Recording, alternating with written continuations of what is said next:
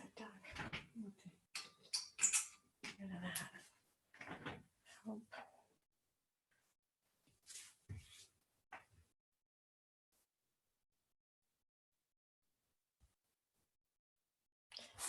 Maybe try.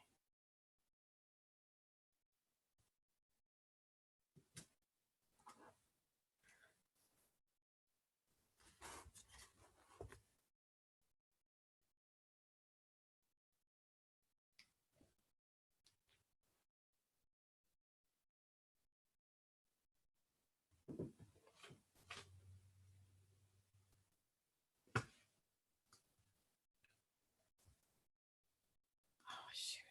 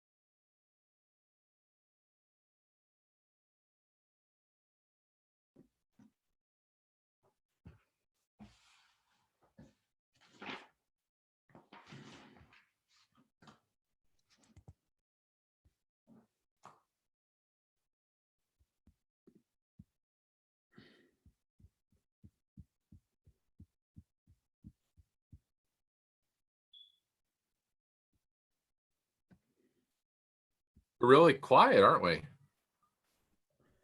Yes. Yeah, don't mind me. I'm a couple minutes late. I was in the 5:26 meeting and it was going really well.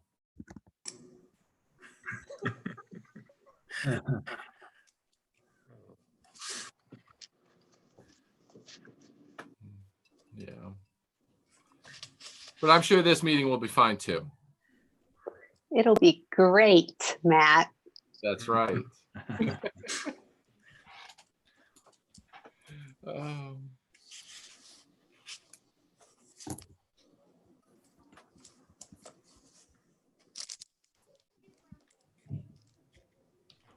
We're all here, right? I'm just think so. flipping through my screens. Is Brian here? Don't see Brian. I don't either.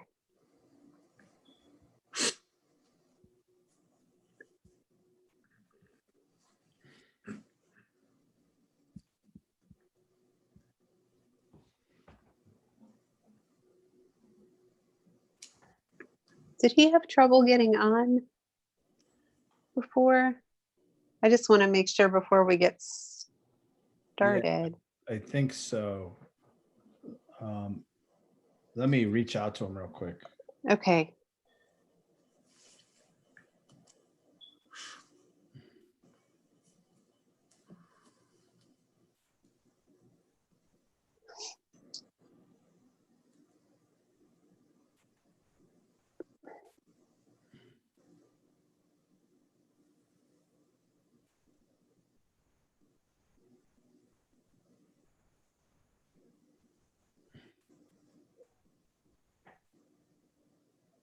Okay.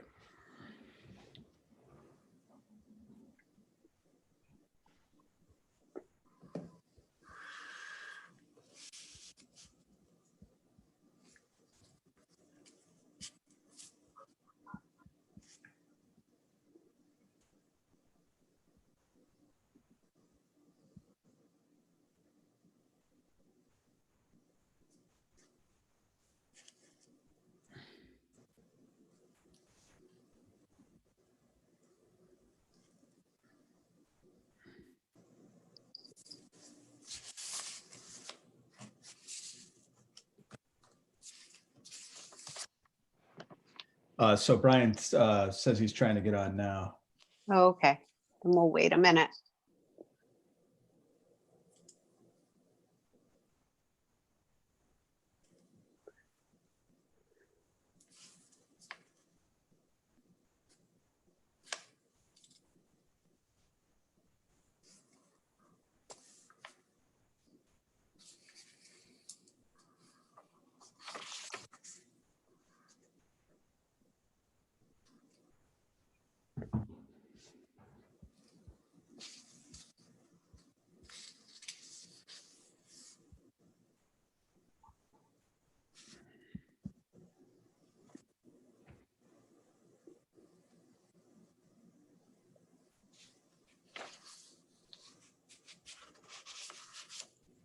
Hi, Brian. Oh, okay.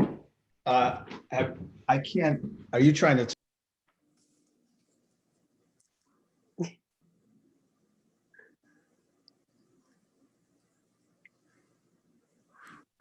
I'm on mute and I'm, so Brian is trying to talk. Are you on mute, Brian?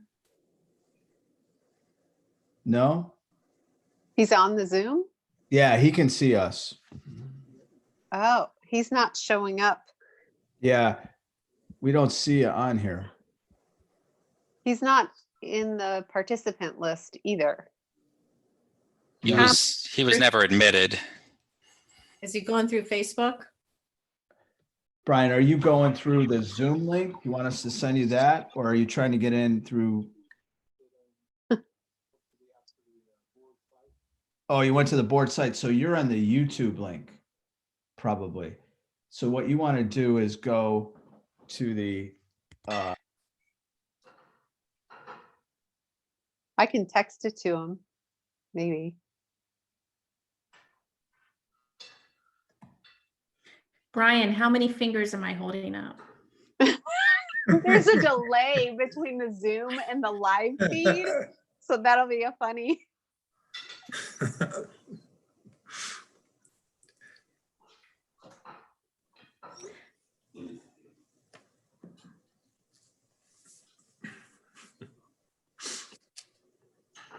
Funny experiment. I still don't see your fingers. Oh, there, your fingers just went up on the live feed, Jen.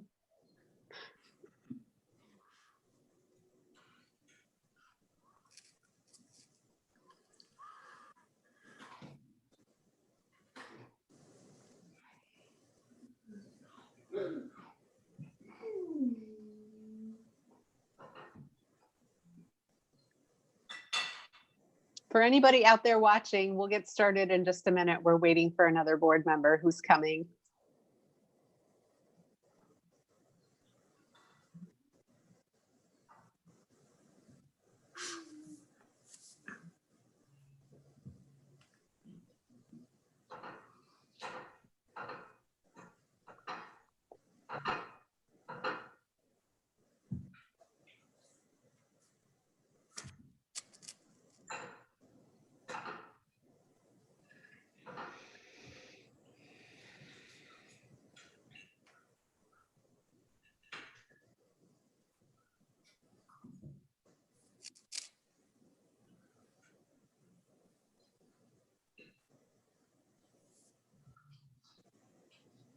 Mm.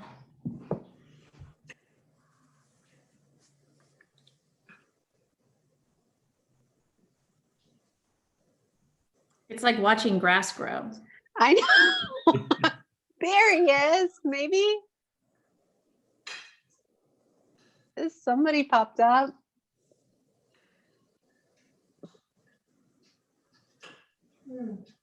But not entirely. Stand down, everybody, stand down. It's so much more awkward virtually. Well, I'll go ahead and give this PSA now. Don't forget to return your library books tomorrow. That's a For good those of you PSA, who Matt. have kids with library books at home. I got the notice. The question is, Yeah. can we find them? Yes, we've got to find them.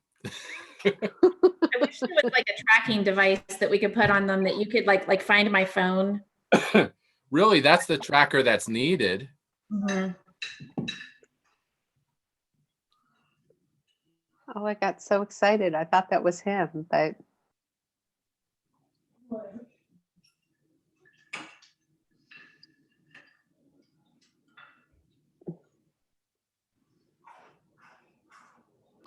Okay, he's oh, coming. there he is. Yeah, here he comes. Okay, I'm gonna hang up. All right, thanks.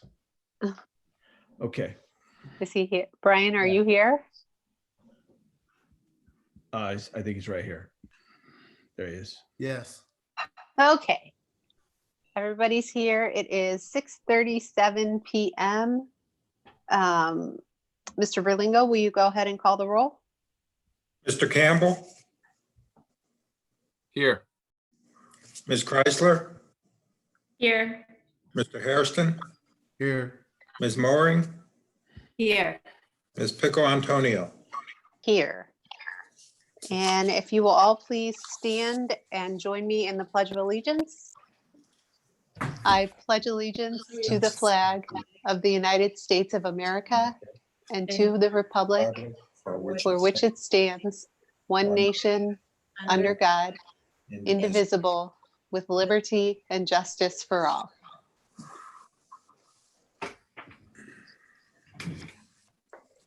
Okay. Is there a motion to approve minutes from the April 9th special board meeting, the April 14th Finance and Facility Committee meeting, the April 16th regular board meeting, the April 28th Student Learning and Achievement Committee meeting, the April 30th Policy and Governance Committee meeting, and the April 30th special board meeting? So moved. Ms. Mooring, is there a second? Second. That Ms. Chrysler? Any discussion at all? Okay, Mr. Verlingo, can you call the roll, please? Ms. Pickle Antonio, Yes. Mr. Campbell, Yes. Ms. Chrysler, Yes. Mr. Hairston, Yes. Ms. Mooring. Yes. We are on school and community reports and presentations. Ms. Mooring, you want to give an update from Finance Committee? Yes, we had a virtual meeting on Tuesday, May 19th, and there were 3 items of discussion on our agenda. The first being a review of our current financials year to date through April. And I won't steal Treasurer Verlingo's thunder, but we're on track and actually better in several of our line items. So that's good news. The second item of discussion was the May 2020 5-year forecast submission. And we did spend a great deal of time reviewing the assumptions and projection that Treasurer Verlingo had prepared, and that he will be covering tonight. So I'm not going to speak too much more about that, but that will be submitted by the end of the month. And then thirdly, we had kind of a broad discussion on the financing vehicles that could be used for the master facility plan phase 2 that we will be learning more about in Tuesday's special meeting. And that is it. Okay, thank you. Mr. Campbell, do you have an update from Policy and Governance Committee? Yes, just a quick short update. We had the policy meeting. The policies that we'll be voting on tonight begin on page, looks like page 22 of tonight's agenda. A lot of language change in regards to employment of personnel and in regards to treasurer and superintendent responsibilities were updated. And that's my brief summary. Okay, thank you. Ms. Chrysler from Student Learning and Achievement Committee. Yes, thank you. We did have a meeting in April, and we had 2 items on the agenda. The first was the follow-up on athletics, and then the second item was relative to fees.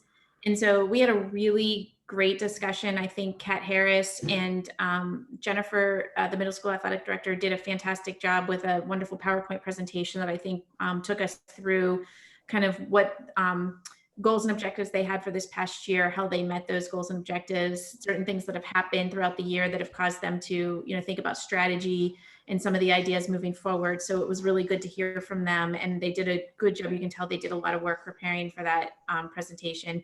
We did, as a follow-up, which was great, get some correspondence as a board from the boosters.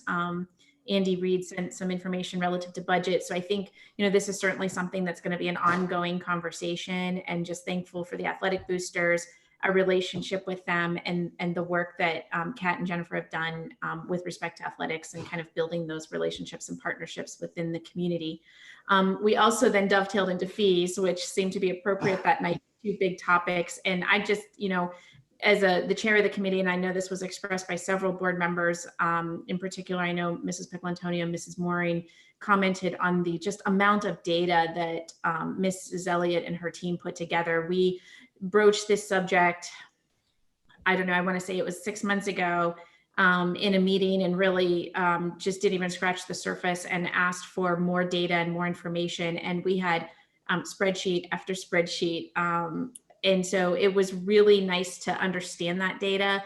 Again, lots of decisions that will need to be made. I thought that there was some great recommendations for some, interim small steps that we can make towards reducing some of the fees and some of the costs that are out there, but certainly something that we're going to have to revisit. And now that we have this great data, I think we're going to be able to do that.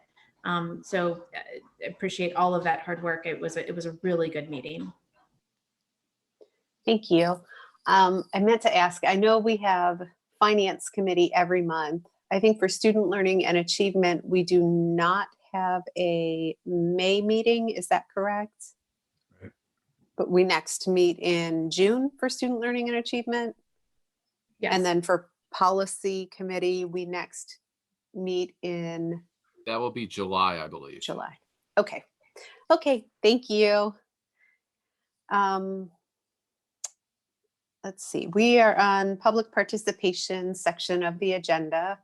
I did receive two public participation statements from people who filled out the online form. So I will go ahead and read those statements. The first one came from somebody by the name of Chris Butsky.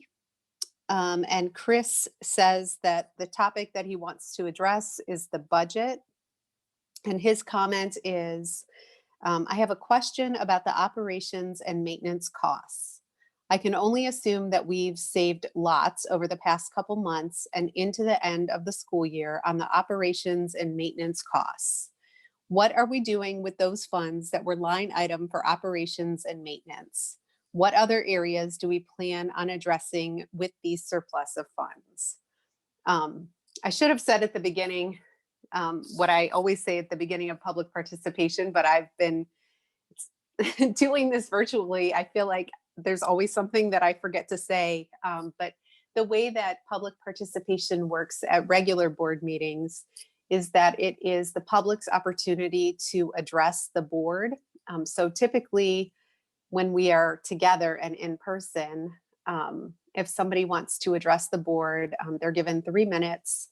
And it's their opportunity to make a statement to the board. It's not a dialogue that we have at the board meeting, but we always make sure that we collect their contact information so that somebody can follow up and answer those questions that if it's not a statement, but if there are questions, so that somebody can follow up with them. And since we have moved into the virtual environment, we do still get people's contact information. So Mr. Butsky, somebody will follow up with you and provide that. I guess since yours was more of a question and less of a statement, somebody will follow up and provide the answers to those questions for you. Let me just find the second public participation. Sorry, give me just a minute. I thought I had them both open.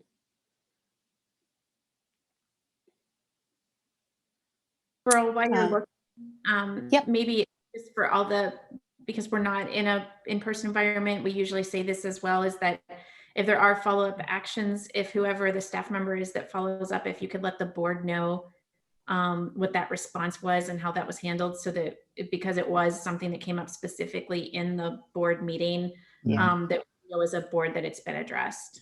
Mm-hmm. Yeah. I did find the second public participation statement, and it reminded me, I'm going to read this statement, but this individual reached out to me earlier today. So I helped guide him through the process of participating. He wondered, and I guess I started to wonder too, this is a conversation we can have later, but he wanted to know if he could submit a video rather than having to submit a written statement and have me read it. He wondered if he could submit a video. That seems like something that we should be able to do and would make it a little bit closer to what we actually do in a regular board meeting. So if we are still in this virtual environment for meetings going forward, it would be great if we could explore allowing people to submit a video. But that aside, the second public participation statement that I have is from a gentleman named Robert Moffett. And Robert says that the topic to be addressed is graduating seniors' announcement for career opportunities before college, through college, and after college, even without college. And his comments are, thank you to the board for the outstanding job you've accomplished through these unprecedented times in American education history. Thank you to Police Chief Spence for your clarification toward procedures for this employment launch for high school seniors. Thank you to Jessica Slocum for your diligent review of my proposal and your accommodation policy for tomorrow's drop-off process at Gahanna Lincoln High School. Thank you to Ohio Department of Insurance Director Jillian Fremont. He said, I think it's Froment, for your guidance with regards to Ohio insurance laws and their implementation with responsible enforcement. So those are the two public participation statements that I received. Is anybody aware of any other public participation that I don't have? Okay. We are now on communication and adoption of the agenda. Are there any additions or deletions or changes at all to the agenda for tonight? Okay, hearing none, is there a motion to approve the agenda as presented? I'll move. Mr. Campbell, is there a second? I'll second. Ms. Mooring, any discussion? Mr. Verlingo, can you call the roll? Ms. Mooring, Yes. Ms. Pickle Antonio, Yes. Mr. Campbell, Yes. Ms. Chrysler, Yes. Mr. Hairston. Yes. Okay, we are on the superintendent's report, so I will turn it over to you, Mr. Barrett. Good evening, everyone. So I want to start with talking about graduation. So our virtual ceremony will air and a link will go out sometime Saturday before 2 o'clock. At 2 o'clock, it'll play. It's a pre-recorded virtual graduation. So that's May 23rd. And there'll be speeches and all the formal things you would see in a graduation. And each graduate will have a picture with their diploma. And I'm excited to see the finished product. I haven't been allowed to see any version of it yet, but I've heard that it's really awesome. And that I want to thank Mr. Lowry, teacher at GLHS. He has really worked hard on this, and it's going to be a great thing to see, and it'll be something kids can keep and families can keep forever. And then I'd like to talk about our ceremonial walk. I am incredibly proud of Principal Williams and the work she did by listening to a group of high school seniors who she met with several times, and what she wanted to know from them. She started out their meetings by just listening to what they had to say and what they wanted in terms of a graduation. This has been a very unusual, a very difficult and challenging year. And normally this coming weekend, we would have graduation at the Schottenstein Center. But obviously we're not going to be able to do that. So there'll be the virtual graduation. But then the 26th and through the 29th, there'll be a ceremonial walk. And I just want to emphasize that this was driven by student ideas, and Principal Williams gave them a voice, gave them choice. And they really weren't that interested in having an alternate date at the Schottenstein Center, which would have been July 25th. They wanted closure. They wanted some sort of rite of passage, as it were, to sort of have closure on their senior year. And so there were several meetings with the health department, and we met with the city and the police department, and everyone has been great partners. I can't say enough about Franklin County Public Health or our police department or Mayor Lori Jadwin for the work in helping us through these 4 days of graduation. I think it's going to take less than 4 days, and it's very well organized. It'll be safe. There'll be social distancing. People will be wearing masks. And I'm excited to be a part of it. The backup days, not that we've had any rain lately, but we have some backup days for rain dates. it seems like it's been raining every day. And so those backup days will be May 30th, May 31st, and June 1st. So for instance, if we have lightning or thunder or heavy rain on the 26th, the alternate day will be May 30th. If we have thunder, lightning, dangerous weather on the 27th, the makeup day will be the 30th. And hopefully we won't have to use all the makeup days or any of them. And so I commend all the work our students and Principal Williams did. And I think we're going to have a very unique and memorable graduation, and it'll be meaningful for students. And I'm really excited to be a part of it next week. Just want to talk about a couple other things. There was an event. We actually, I think, had a meeting, so we got to see it after. But the Gehenna Banding Together event, where students in the band, alumni in the band that were in the band at one time, at 5:30 on May 7th, played the fight song. And you might have seen some things on Facebook or Twitter. It was really a cool idea. And I think students had so much fun. Some came to middle school south, and they practiced social distancing, and they stayed in the parking lot and played a few more songs. And so we're making a video that should go out soon on that.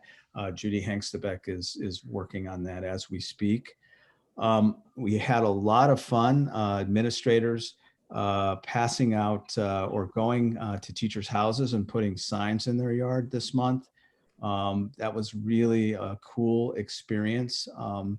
And I think there was a really nice spot on Channel 10 with Assistant Superintendent Jill Elliott and a couple of teachers. And I commend Jill and her team for organizing, giving us all the addresses so that we could drive right to people's houses and put the signs in their yard. We're so proud of our teachers and staff. And this, we did that during Teacher Appreciation Week, and it was a lot of fun. We also had fun. Teachers at the high school put senior signs in seniors' yards, and they drove and took pictures and had a lot of fun doing that. There was something like 90 teachers signed up to do that. So that was really a lot of fun and a very cool process to witness.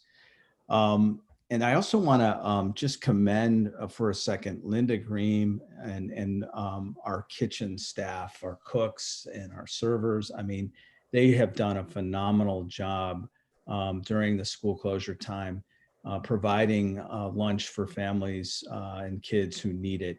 And this past Monday, cooks wrote little positive messages in each bag that was distributed. And they were very colorful and just kind words to lift kids' spirits. Our last day of lunch distribution will be Tuesday, the 26th. And that'll be our last day, but Grin will pick up and take over from June 1st on, and will serve lunch to those who need it throughout the summer. And those pickup dates will be, or those pickup locations will be Middle School West, Goshen Lane, and it'll be from June 1st on through the first week of August. And the pickup time will be from 12 to 1. You also might have seen on Facebook some celebrations at our elementary schools.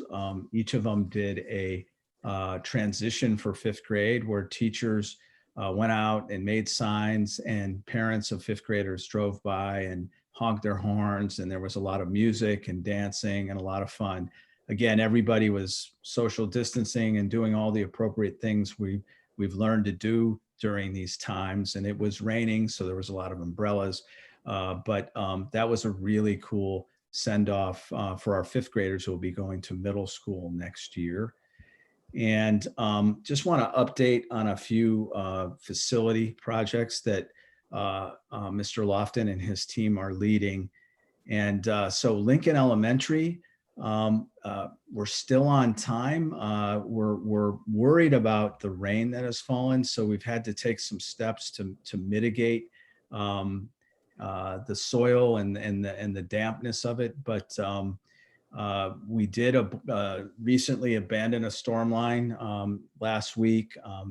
The foundations for a couple of areas, perimeter foundations, are continued to be worked on. There's masonry foundation walls that'll be completed soon.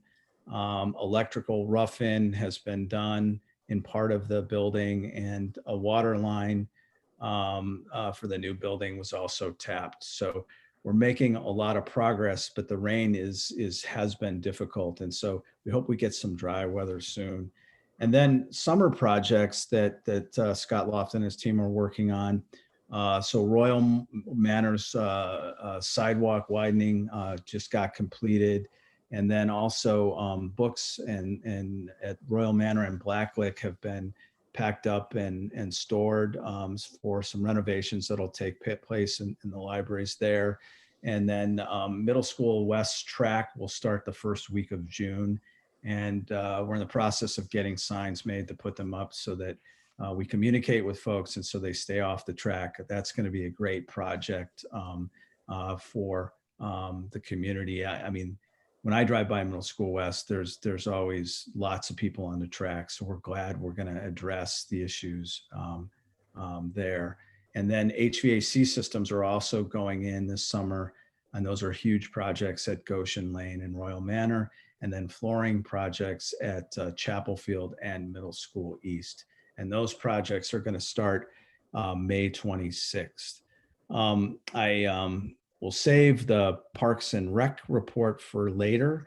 I would like to turn it over to Assistant Superintendent Jill Elliott.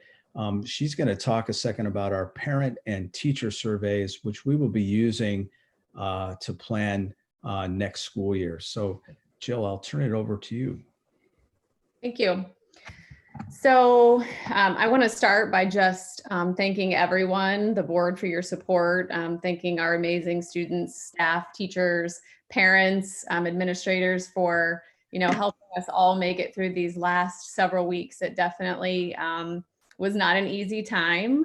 We were faced with a lot of new challenges and adversity. And I think we shared in one of our communications, essentially changed the face of education in a very short time. So everyone worked so patiently and persistently together to do the best that we could in providing a positive learning experience for kids. And I think we learned a lot along the way. Our teachers worked incredibly hard. And, we're excited about collecting some of this survey data and reflecting on these last few weeks just to better position us for the fall with whatever we're faced with. And we certainly don't have any answers about that right now.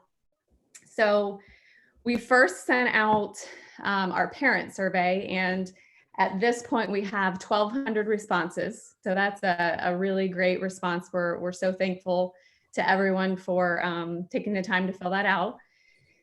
Just a few pieces of information I'll highlight from the survey from parents.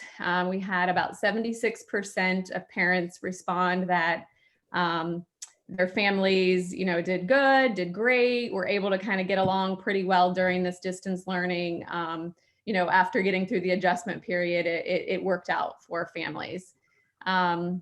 We will certainly be diving more deeply into the data points that talk to us about how much time students were spending engaged in learning and assignments, as opposed to how much time families feel like is manageable. So that's, data, it kind of looks different across the grade band. So we'll definitely be reflecting on that a little bit more. There was a question on the survey. Again, we don't know what the fall will look like, but we were just curious where families were sitting as far as their comfort level in students coming back to the buildings, if that's something that we're allowed to do. We had 40% say they had no concerns about sending their kids back. 53% just weren't quite ready to make that decision, felt like they, would need to obviously watch the guidance and get some more information.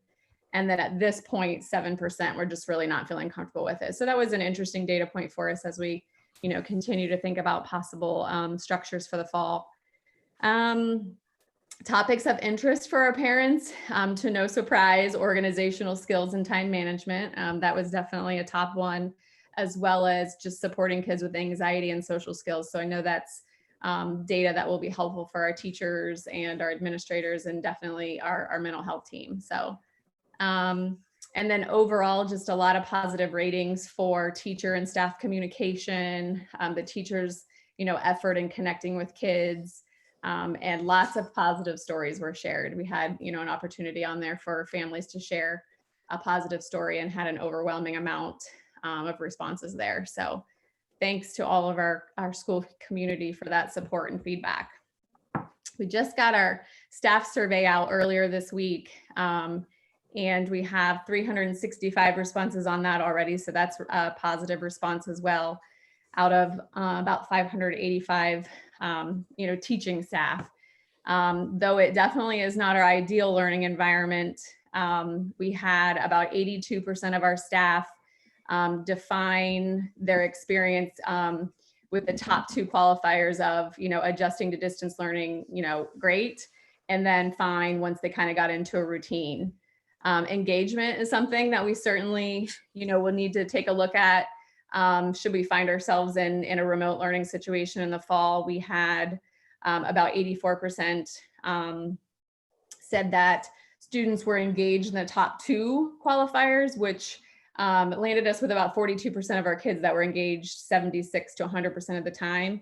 And there's some more like digging we need to do into that data as well, as far as, qualifying for engagement. We definitely had a wide variety of tools and digital platforms used, dozens and dozens and dozens. And we had some good discussions this week with our PDAC, Professional Development Advisory Committee, about those tools, and kind of helping to streamline those for families in the fall should we need to do that. Just a couple final data points. Lots of collaboration among our teachers. About 80% said they were working together to plan, at least in some capacity, and only 20% said that they kind of went at it alone and just had to figure things out by themselves. And then let's see, lastly, about 89% of students did good or excellent with navigating the digital platform. So, again, as I said, definitely not our ideal learning environment, but I think collectively, though there were some bumps in the road, we had a really successful, final few weeks given the circumstances. So again, thanks to everyone. If you haven't completed a survey, please get that information into us, and we'll definitely use it for future planning. Yeah, and I would just like to take a second and thank our tech team. Jeff Collette and his team, deployed, I think it was March 13th, a couple thousand Chromebooks to elementary kids. And they have made sure that when a Chromebook has gone down, that we could get another one in kids' hands and get it repaired. Tomorrow, we're collecting Chromebooks at each school to do some maintenance work on them. And that'll be a big task for Jeff and his team. But I think one of the reasons we were able to kind of nimbly shift to distance learning is we've been using these tools for a while. We have a great backbone built, and Jeff and his team have led that. And so I can't say enough about the fact that we had built that capacity, not ever thinking we had to use it in the way we've had to use it recently. And so I also want to commend Jill and her team. The surveys I thought were really well done. The questions were excellent. We went over them, and Jill, sat us down and made us proofread with her, and we thought that they were excellent. And at the end of the day, we're going to use that feedback to plan for next year. I think there's still a lot of angst. There's still a lot of anxiety. The last thing I want to say is that today the governor mentioned that we could have some skills camps for various teams come in and work out. So the guidance just went out on that, and we're also talking to our city about baseball and softball for the summer. We know kids just for social and emotional well-being, we'd love to provide a a chance for them to work out with one another, and following all the mandates and guidance from the health department and the state.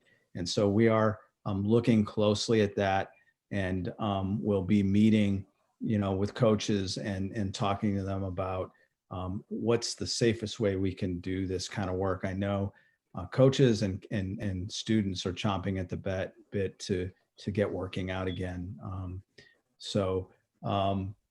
Get a lot of questions daily about what next year could look like. And I just want to thank and commend our parents for their patience, because the truth is we don't really have all the guidance we're going to need to figure out what will happen next year. What we're hoping is we'll have some local control so that we can make decisions that are best for our students and our families. I think the state and ODE has a challenge of developing guidance for all the different types of districts we have in Ohio. So rural, urban, suburban, and we will put together the best plan we can to serve our students and families. And there just isn't really enough information. There's a lot of thoughts and there's a lot of ideas. And we had a brainstorm session in an administrative meeting this week to talk about those things. And then on May 27th, each building is going to debrief, celebrate, and reflect on what happened during the distance learning period we just had for 8 weeks, and then figure out, what are the things we want to keep and improve upon, and what are the things that worked best, and what are the things that we need to get better at. And so that'll be information that our PDAC committee will use to plan and support teachers. So I am so proud of our administrative team, our teachers, our parents, and kids. This has been a long haul. We've learned a lot, and we're going to seize the opportunity to reflect on that learning and be even better going forward. So thanks very much. Thank you, Mr. Barrett and Ms. Elliott. I guess before I comment, do any other board members have any questions about any of that, or anything that they want to say? Yeah, I mean, I'd just like to say thank you. I think I don't know how to extend the thanks out to enough people to cover, everything that has been done in the past 8 weeks, but to really just turn this district and the size of this district into a virtual learning environment, and the decisions that had to be made and how quickly they needed to be made is just really phenomenal. I think from every level, you just saw people just connecting. And I think what stood out the most, maybe this is kind of the theme of the school year, with all of the events that we've had the opportunity to celebrate this year, and all of the events that we've mourned, and the things that we've lost, and the crazy times that we've been in. I think that the theme for me has just been how this district cares for kids and cares for families. And I think that has, it doesn't always, when we're in stressful situations, you don't always see it right away, but I'm just so thankful for all of the work that's been done throughout the different departments and organizations, and really caring for kids in a really special and unique way. So thank you. Thank you. Thanks, Ms. Chrysler. Any other board members? Okay, I won't repeat things that have already been said, but I do want to, I guess, say again, I know I've said this at a couple board meetings, but I want to say thank you as well, both as a board member and as a parent myself of kids who are at all 3 levels in the school district. I know firsthand just how hard everybody worked. And when I say everybody, I really do mean everybody.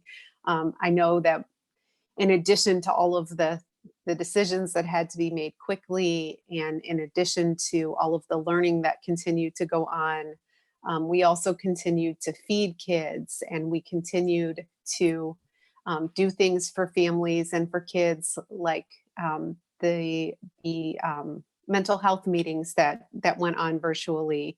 I mean, I know we've had staff members in this district volunteering to help out with all kinds of things that are outside of what their regular job would be. And I'm just very thankful to everybody. None of it is a surprise to me because I know that we live in a district and in a community where people do care about kids and about each other. But it's still, even though it's not a surprise, it's wonderful to see that care being demonstrated. And I guess I also want to say a special thank you for the surveys that went out. I know that we are still in a situation where we don't know what next year is going to look like, not just because guidance is changing, but also because the situation itself is changing. And, ever since really the first or second week of March, I know that all of you have felt like, and I know I have felt like, from minute to minute, hour to hour, day to day, things change incredibly quickly. But I think that sending out the survey, collecting that information, demonstrating that we really, even though there's still so much unknown, demonstrating that you care to hear what our community thinks about how things have gone and what their ideas are for next year. I think that means a lot. And I have no idea what other districts are doing, but I think that it's really important that as those decisions get made, that we continue to listen to people. And that doesn't mean that each of those opinions necessarily forms what the plan is going to be, but I think it's really important to know where people are so that even when decisions get made that look really different from what maybe people are expecting, how to talk to them and what things we need to talk to them about, because we know the things that they're worried about. So thank you for doing the survey. I know that it'll be interesting, I guess, to see the information both from families and from staff. And I will shut up now. Just thank you. I think we are on to, unless anybody else has anything else they want to say about the superintendent's report, we are on to the treasurer's report. Okay, I've asked Jill to drive the system and put up the charts and exhibits. So Jill, if you can start with the April results.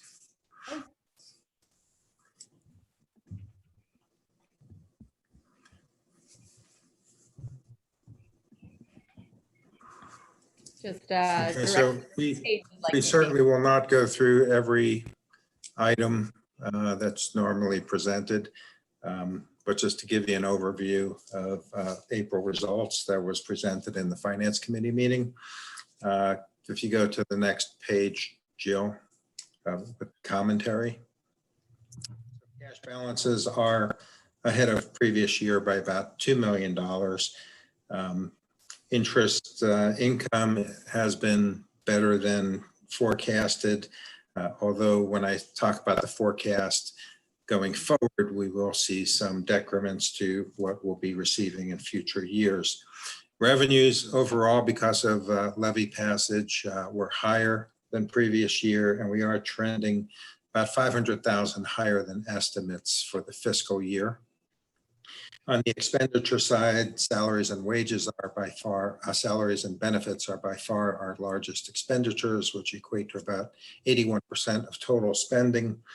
And we were tracking about 500,000 under estimates in our run rate for this fiscal year, which has a positive impact going forward on the forecast.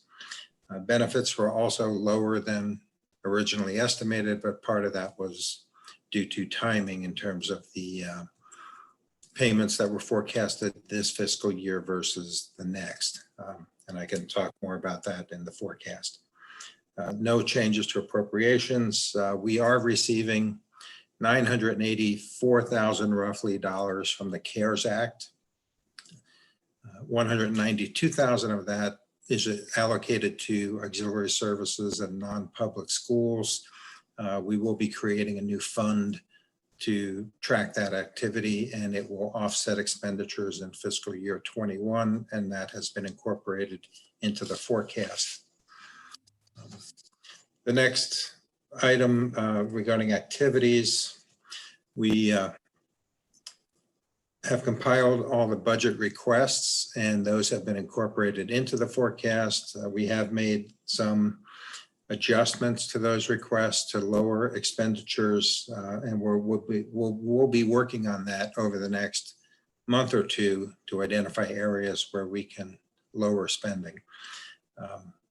Some of the impacts to the 5-year forecast, we did have a 1.667 million reduction in current year funding. We're also anticipating lower receipts over the next 2 years. We're also estimating lower pilot and TIF revenues due to the economic environment, delay in collection of real estate, lower interest earnings, reduction in casino revenue.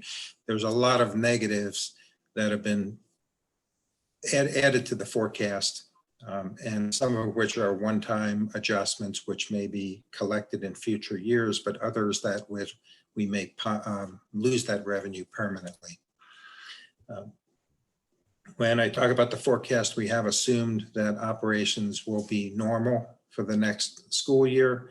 If they are not, and we continue in this current environment, we will need to make some additional adjustments because we will certainly not be collecting as many fees, potential rental income, and other things that may be reduced if the operation is different. So it is almost certain that we will do an update to the May forecast sometime in the next 30 to 60 days once more information is known.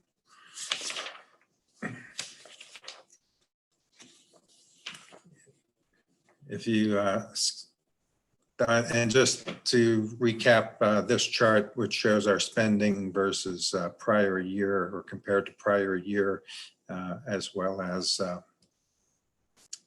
our estimated and our appropriations. We have collected the bulk of our revenues through April. The only large outstanding receipt was for rollback and homestead, which we received in May. So again, we're on track revenue-wise. On the expenditure side, we are underrunning estimates.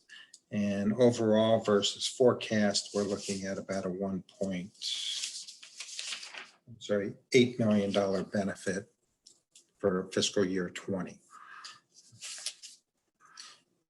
And that's all I wanted to cover in terms of the April results.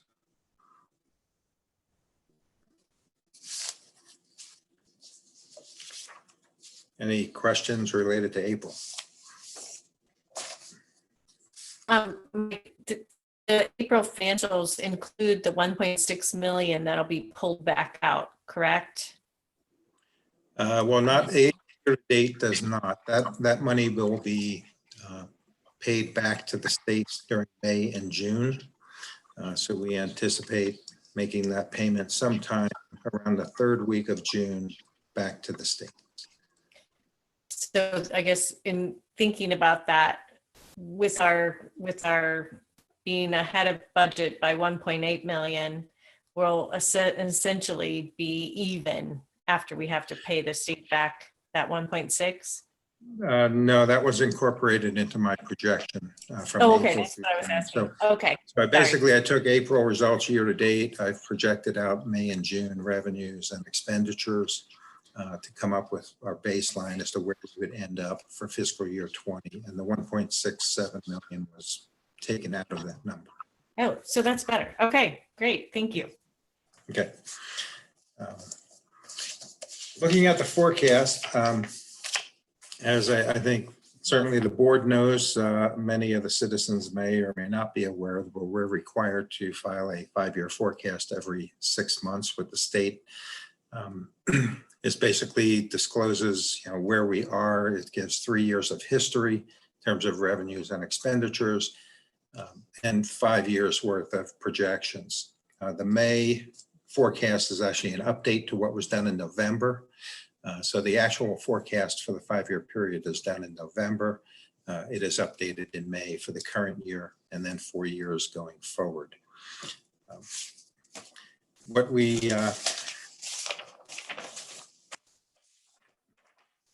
have projected, if some of the overview items, as I mentioned, we did see a cut for FY20 of the 1.67 million, and we are anticipating about a 10% reduction for fiscal year 21 and 22 from the FY19 guaranteed level.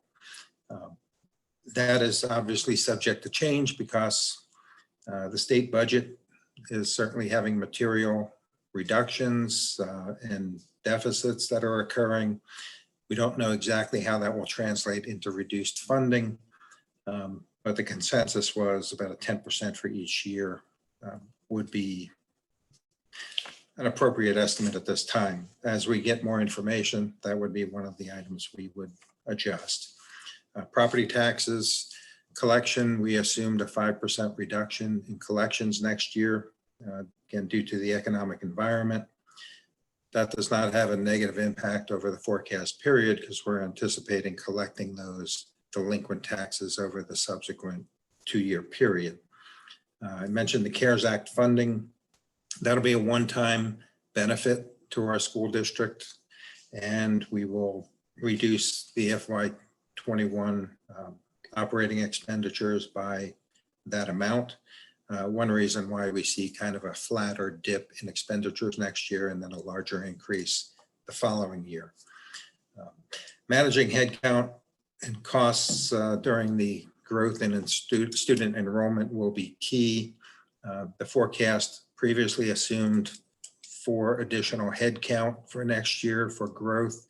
That was removed from the forecast given the environment we're in to try to maintain more fiscal conservative approach to where we're spending.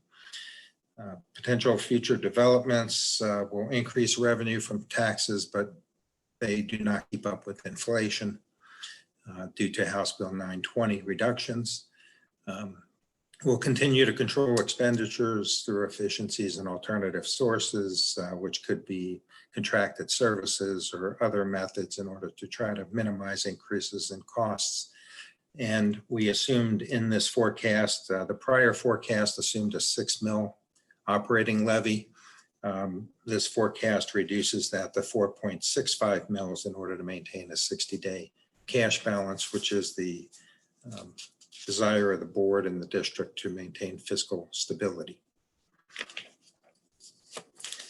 The next chart shows a breakdown, a pie chart of operating revenues. We receive 78% or so from local sources, which is real estate taxes, public utility, personal property tax, TIF and pilot payments, and other fees, interest, etc. We get about 22% of our funding from the state. So the burden is largely on the district taxpayers to fund our school operations. The next chart is, and I don't want to go into a lot of detail because we did this in the finance committee meeting, going through many of the line items, but just gives a breakdown of our revenues and shows the growth in the associated line items. You can see, for example, in our property tax line, we're estimating a reduction in fiscal year 21, and then an increase in fiscal 22, and then small increases after that. And that reflects the reduction and then recapture of some of those taxes. Tangible personal property, we do expect growth to continue in terms of construction in the district, and the public utility taxes are assessed at the full tax rate, and due to growth, we do expect an increase in that area. So overall, though, if you look at the bottom line, total revenues increased 5.24% this fiscal year. We expect them to decrease 2.83 next year, and then 2.5, and then less than 1% going forward after that. Revenues typically tend not to keep up with the growth in costs in school districts. The next slide, some of the challenges due to the pandemic. there are significant and unprecedented challenges which have been touched on by the superintendent and assistant superintendent. We, or at least I could state that, you know, for treasurers throughout the state of Ohio, it is a very difficult time to forecast given the number of uncertainties and unknowns. So again, we look at trends, we try to get information best we can in terms of what may occur and incorporate that into the forecast as best as possible. One of the items, if you look further down, historically, Gahanna Jefferson schools have been underfunded. You know, the state funding formula calculates a certain amount based upon the amount per student and number of students that each district has. Depending upon the wealth of the district, those numbers are adjusted. And therefore, we have historically been underfunded.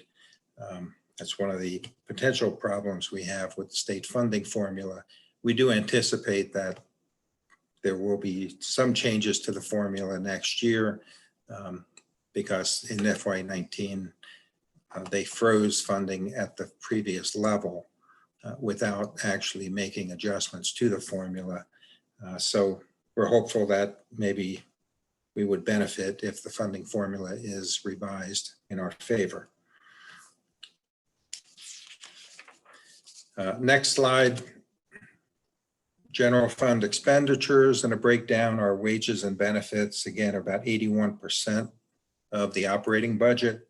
That creeps up slightly over the forecast period, but still stays, you know, within about 82.5%.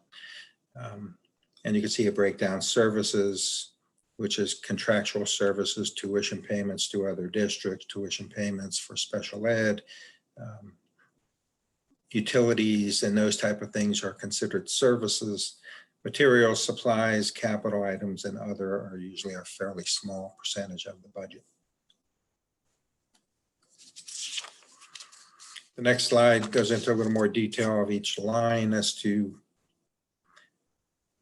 what the expenditures are forecasted and what the increases are.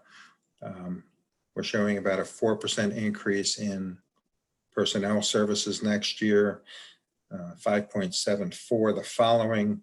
That reflects some additional headcount related to the opening of Jefferson.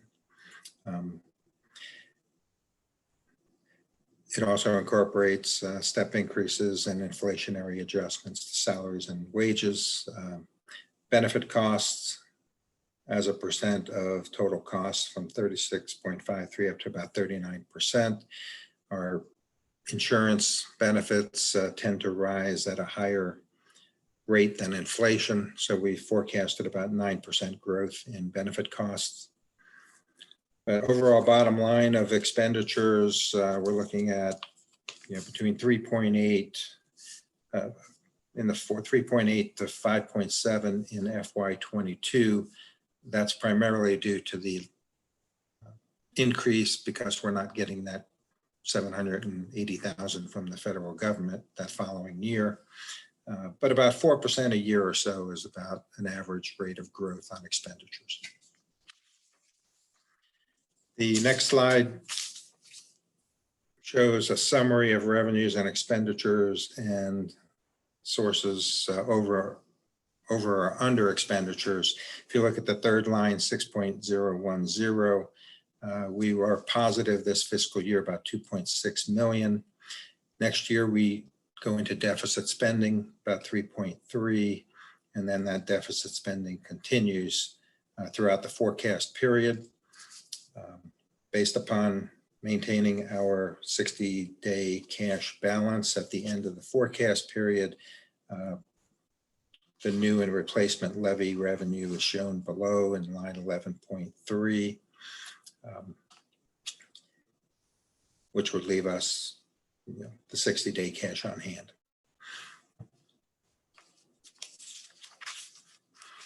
And then the last slide is just a picture graph of the days of cash on hand. Again, this, but the budget reserve plus the new 4.65 mil levy will allow us to maintain that 60 days cash.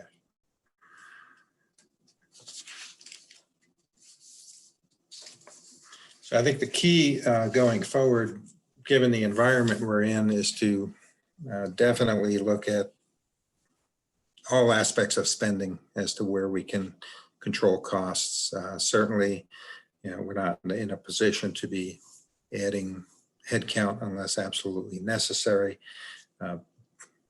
We are subject to certain restrictions or requirements, especially when it comes to things like special education, which costs can be predicted to some degree, but again, a lot of it depends upon the student population, and some of those costs can be significant. Are there any questions related to the forecast? I don't have a question, but I didn't get to say at Finance Committee, so I'll say it tonight, hearing the presentation. I, as one board member, really appreciate the way that the forecast and the presentation of the forecast was organized this time. It seems like we've got a lot more explanation about the assumptions that went into the forecast. And as a board member, I really appreciate seeing that. It helps to fill in all of the context so that we know exactly what's being considered in coming up with the forecast. So I just want to say thank you publicly. I know I said it to you privately, Mr. Verlingo, but I'd like to say thank you publicly to you and also to our Finance Committee chair and I guess, I don't know, do we have a vice chair or our second board member who's on Finance Committee? Daphne Mooring and Brian Hairston, I think you helped provide some input into how that was organized as well. So thank you, Mr. Verlingo, to you and to all of the Treasurer Department staff. I know this is I think you said it at Finance Committee, this is kind of unprecedented times with regard to all of the moving pieces and parts and not knowing exactly what's going to happen, including having a reduction in state funding right in the midst of the year. So thank you for all the hard work in putting this together. Yes, definitely. There are things that have occurred this year which are unprecedented. Never experienced a cut in funding in the middle of the year. Usually those are forecasted and you kind of have some warning that things will be occurring and you can plan accordingly. This year, we're just experiencing things that are very unusual. The hope is that the forecast, there are some assumptions in here that are certainly conservative. There are some where I was more aggressive, and you would hope that things will net out and be somewhat accurate. Yeah, and I just want to add too, based on something that you just said, Mr. Verlingo, that isn't that very comment about how unprecedented this state cut is at this time without time to plan for it, exactly why we put the fiscal policy in place that we want to have 60 days cash on hand, right? Like and I think some people as a public entity, their thought is that we would, not have a quote unquote savings account. And because we would be, using the taxpayers' dollars, but how wonderful of a policy that is. And isn't that any more evident than today with the forecast that you just gave and the reasons why the forecast has had to change and some of these unexpected events, why that type of fiscal policy is so very important for the health and sustainability of the district. So thank you. I would agree. I think that's a very accurate statement in that if there are districts that cash balances could be at a level where if this cut were to occur, they would not have funds to meet payroll, make bond payments, whatever it is that they need to contractually pay over the period. And then you're forced to go out and seek borrowing, which just tends to increase your costs because you have legal fees, filing fees, and interest payments associated with that. So to the extent we have that cash balance, it helps mitigate the potential increased costs that you would incur if we did not have those funds on hand.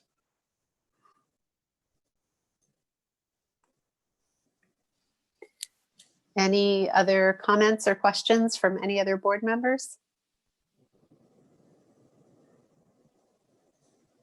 Okay, Mr. Verlingo, did you have anything else in the treasure? I'm not implying that you need to, but did you have anything else to talk to us about in the treasurer's report? Not at the moment. Okay, Although thank you. As Ms. Piccolantonio, as you stated, I would like to thank my staff also. They did do some work in assisting with the development of the forecast and the budgets and things that, without them would make this much more difficult. And it allows me to spend more time analyzing and gathering information as opposed to some of the mechanics of the process. So I do have a great staff and I'm appreciative of that. Great, thank you. We are going to move on to the financial items for action. Looks like there are 3. So if there is not any objection to taking those together, is there a motion to approve items number 1 through 3 under letter C, financial business? I'll move. Mr. Campbell, is there a second? Second. Mr. Hairston, any additional discussion? Okay, Mr. Verlingo, can you call the roll? Mr. Hairston, Yes. Ms. Mooring, Yes. Ms. Piccolantonio, Yes. Mr. Campbell, Yes. Ms. Chrysler. Yes. Okay, we are on, let's see, page 4. There are 6 items for action under education, pupil programs and services. If there is not an objection to taking those items together, is there a motion to approve items number 1 through 6 under letter D? I will make that motion. Ms. Mooring, and is there a second? Second. Mr. Hairston? Any discussion? This is one of my favorite things to vote on. This is the fun list. These are What all is of the our total? graduates. What is that total? Total? Isn't Yeah. it like Total number. 591? I didn't hear you. I'm sorry. I thought it was like 591 or graduates.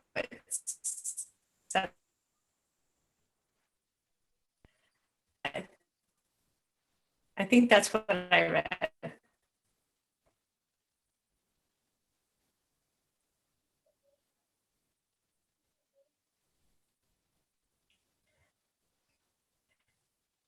Uh-oh. The other element I wanted to make is the gifted identification plan. That's item number 6.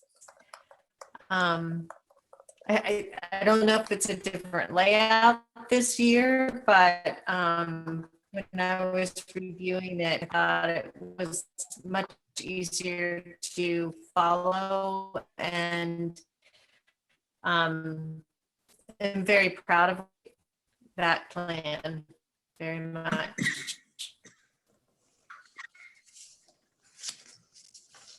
Thanks.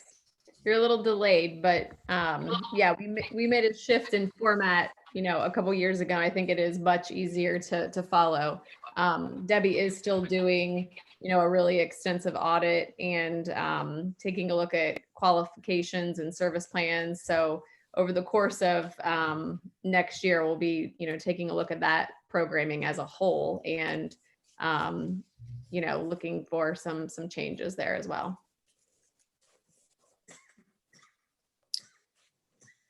Mr. Barrett or Miss Elliott, do either one of you have the official count for the number of graduates this year by any chance?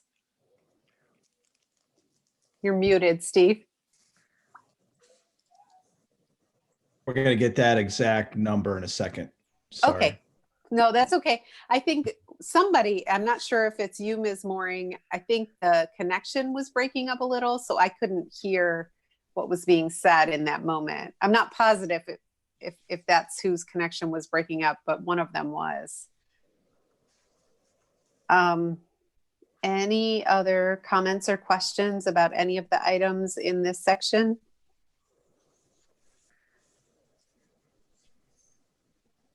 Earl, we just heard back from Jessica, and she said it is 591. Okay. I currently. think that's what Ms. Mooring said. I just couldn't It is. hear it.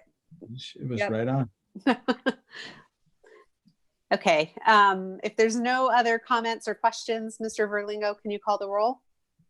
Ms. Chrysler, Yes. Mr. Hairston, Yes.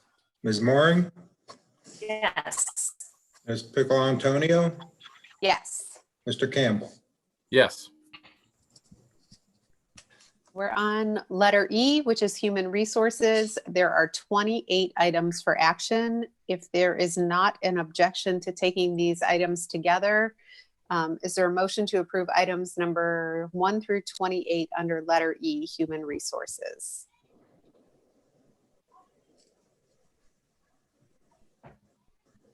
I'll move. Ms. Chrysler, and then a second for Mr. Hairston, I think. Yes. Okay. Any discussion? So I think I'm going to say it before Burl says it, but right, I don't know what Middle School East is without Mrs. Grooms.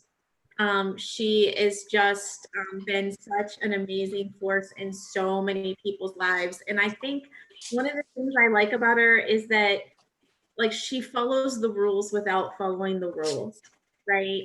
And I think when you think about care and how to take care of kids, she knows how to work within the structure and just give all of her best to care for these students. And I can probably sit here and name hundreds of examples, but we don't have all night, and super sad to vote yes for this, but super happy for her and her retirement and wish her well. And just those halls are going to be different without her, and I don't know how you recover from that.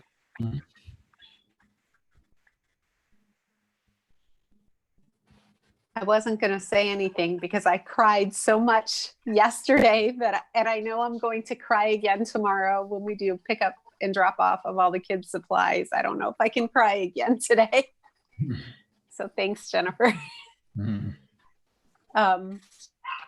The other thing I guess I do want to know, I think we have we had a conversation, now I can't even remember when, maybe a couple weeks ago at a special meeting about some new hires. We decided that we wanted to wait and kind of let Mr. Verlingo process all of the incredibly quickly changing financial information. But I believe that those hires are now on this agenda. So that's good news that we're able to move forward with that. Any other questions or comments from other board members? Okay, Mr. Verlingo, can you call the roll? Mr. Campbell, Yes. Ms. Chrysler, Yes. Mr. Hairston, Yes. Ms. Mooring, Yes. Ms. Pickle Antonio. Yes. We are on general business and there are 9 items for action. If there is not an objection to taking those 9 items together, is there a motion to approve items number 1 through 9 under letter F, general business? I move. Mr. Hairston, who was the second? Ms. Mooring? I'll second. Okay. Yes. So I think I've got a motion from Mr. Hairston, a second from Ms. Mooring. Any discussion?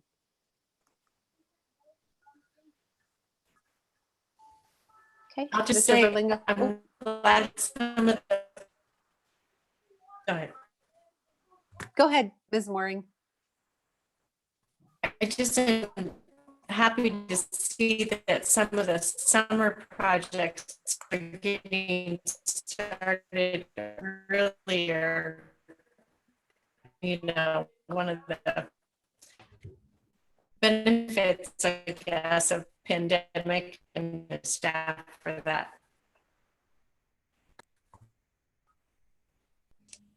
Ms. Mooring, I think your sound is acting up again, but I think what you're trying to say is that one of the maybe unexpected benefits of this time is being able to get a head start on the summer work. I don't want to put words in your mouth.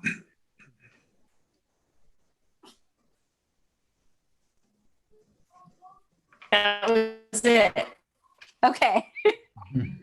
Any other comments or questions from any other board members?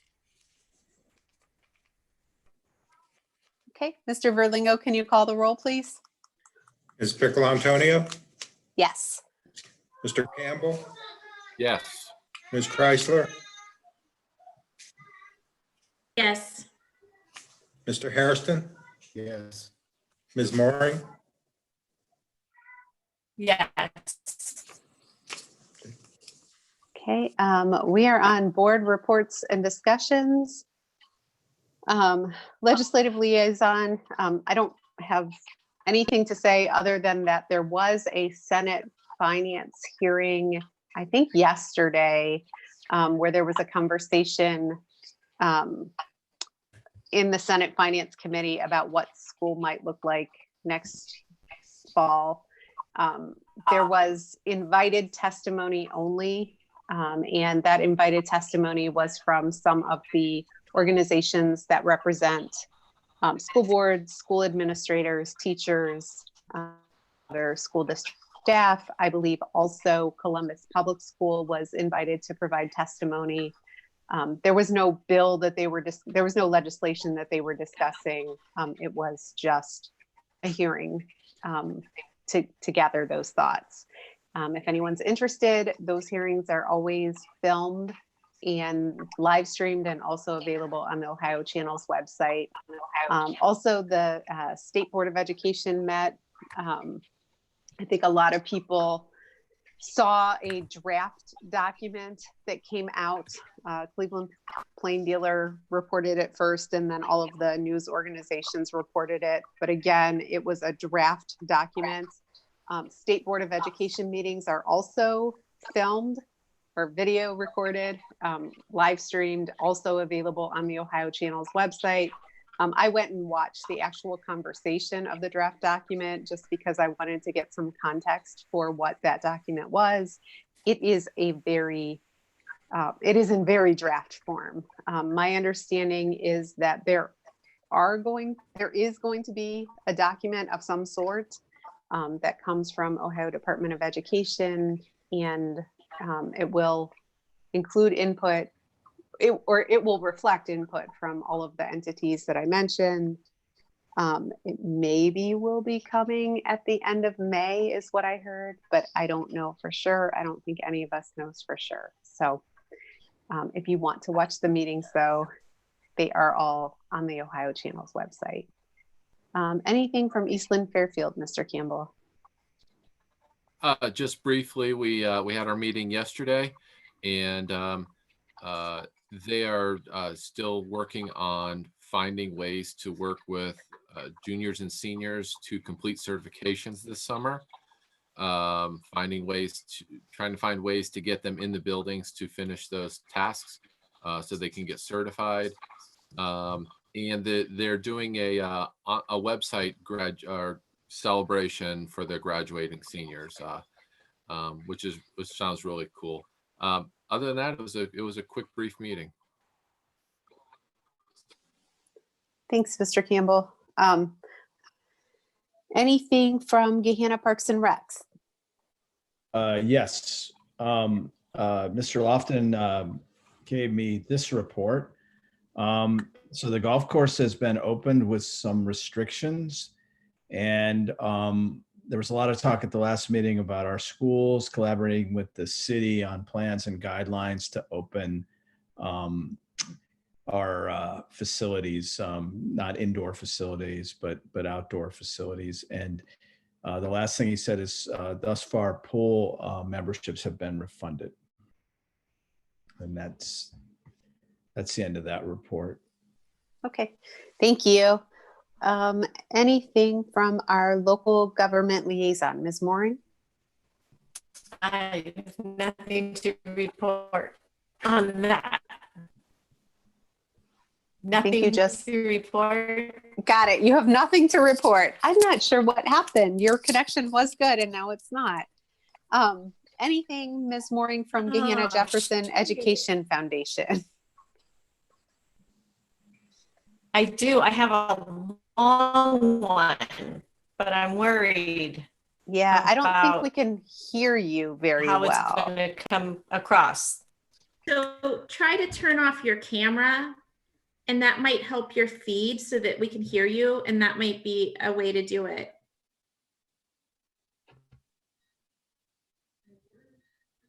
And now unmute and see if that That would help. Oh, there you Does go. that help? at That all? sounds better. Oh, Yeah. Jennifer, you have skills. Okay, JGEF is administering 33 scholarships for the year, totaling $60,950. And 19 of those scholarships are renewable, and 14 of them will be assigned to a mentor. A couple of years ago, JGEF put together a committee of JGEF board members and volunteers to mentor some of our students that are going to college that don't necessarily have that guidance coming from in their home. So the mentors assist the students as they navigate their way through the college or technical school experience. And they will stay with them until their program is complete. In 2019, JGEF received 2 endowment scholarships from the estate of Ruth, moving to the Columbus Foundation's Big Give campaign. JGEF will once again participate, and if you don't have a knowledge of what that each gift will be boosted on a pro rata basis thanks to a $1 million bonus pool. Another bonus is all credit card payment is going to focus dollars on the Harvey Mass Care Fund, Care for Kids Fund. This fund was the Dakota bus passes for homeless students and the like. We are anticipating requests to be higher than normal for the upcoming year. So refilling the Harvey Mass Care Fund is important. Mark the dates on your calendar. It's June 10th, beginning at 10 a.m. It concludes on June 11th at 11 a.m. And that is the report. Thank you, Ms. Mooring.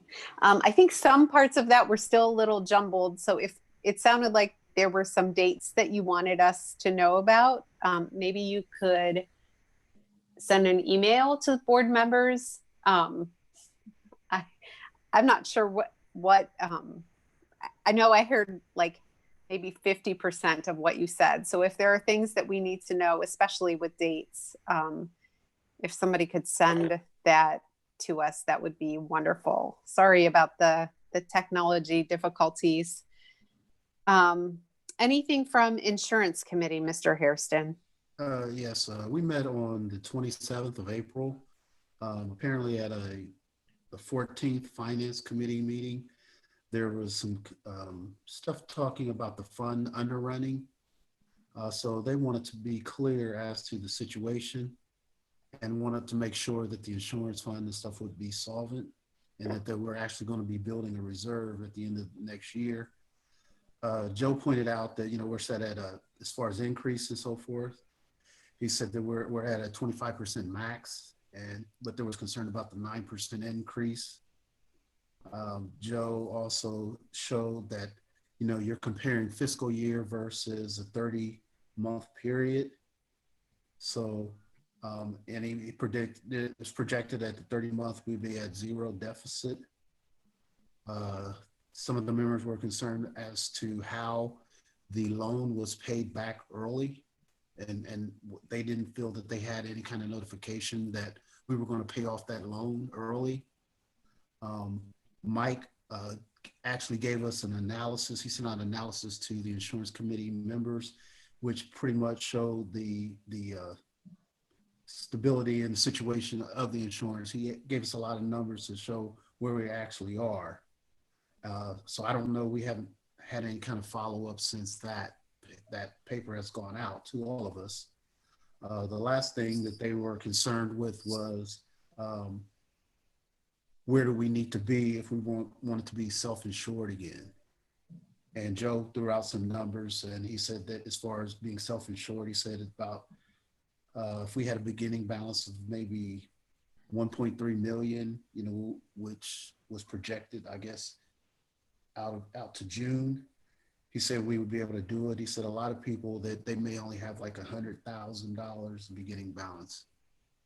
So all of that was their primary concern, was just getting more information. And, we had told them that we'll actually keep them apprised of things that's going on, because some of the stuff happened before Mike was here. So some of the things he could not answer because Christine was still here, but that's all I had. Okay, thank you, Mr. Hairston. Any other items from any other board members? I don't have anything specifically, just thank you to all of you for just, helping us through this time and getting these meetings set up. I think it's funny when we said the pledge and my kids were eating dinner at the bar. And as soon as they heard the pledge start, and I tried to move the camera over so you can see, they stopped eating dinner and stood up, and everybody started in on the pledge. So, That's awesome. Wow, you know what? It's a great school system. So thank you. That's all. That's great. Anything else from anyone else?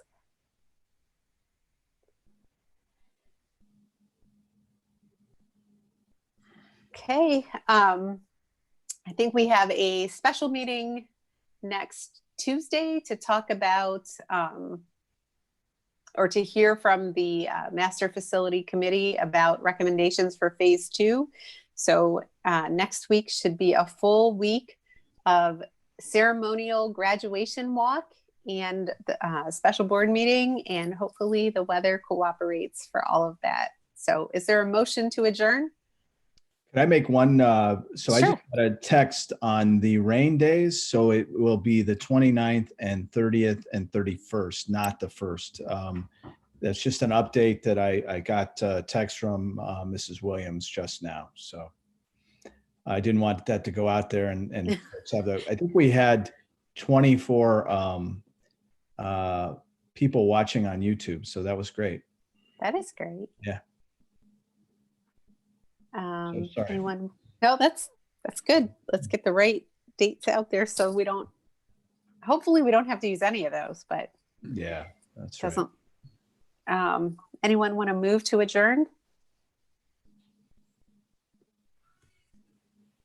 I'll move. Mr. Campbell, is there a second? Same. Mr. Hairston, any discussion? Okay, Mr. Verlingo, can you call the roll one last time? Ms. Moore, Yes. Ms. Pickle Antonio, Yes. Mr. Campbell, Yes. Ms. Chrysler, Yes. Mr. Hairston. Yes. I think it's 8:03 and we are adjourned. Night, everybody. Good night. Thanks, Night, everybody. thank you. Thank you.